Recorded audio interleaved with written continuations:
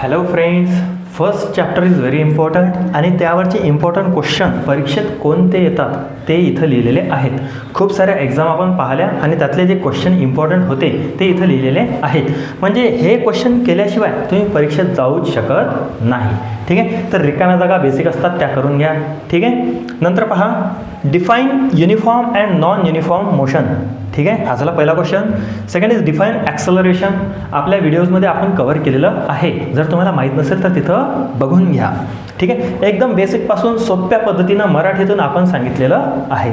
त्यानंतर पहा explain Newton's third law of motion. हा 3 ते 4 वेळेस आतापर्यंत विचारला गेलेला आहे आणि असं म्हणू शकतो आपण की 2 मधल्या एका एक्झाममध्ये तरी हा येतो. म्हणजे 90% चान्सेस असतात थर्ड लॉचे. ठीक आहे, explain positive and negative work done with example. एक्झाम्पलसुद्धा लिहायचे आहेत. त्यानंतर एक्सप्लेन डिस्टन्स अँड डिस्प्लेसमेंट. सोप्या पद्धतीने डेफिनेशन सहित एक्झाम्पल सहित आपण लिहिलेलं किंवा दिलेलं आहे व्हिडिओमध्ये. State formula for power and work. तर पॉवर काय आहे, वर्क काय आहे, त्याचा फॉर्म्युला आणि एक्सप्लेनसुद्धा करा काय आहे तर. त्यानंतर 7 number what is momentum, right it's formula. What is uniform circular motion. ठीक आहे, UCM बेसिक कन्सेप्ट, याचे 2 एक्झाम्पलसुद्धा द्यायचे आहेत. आणि एक्सप्लेन स्पीड.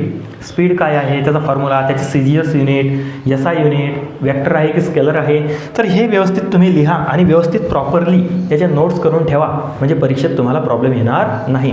हेच सर्व तुम्हाला 12वीच्या फिजिक्सपर्यंतसुद्धा आहे. त्यामुळे हे बेसिक कन्सेप्ट आताच क्लिअर करून ठेवा. आय होप तुम्हाला हे खूप कामात येईल. ठीक आहे, थँक्यू.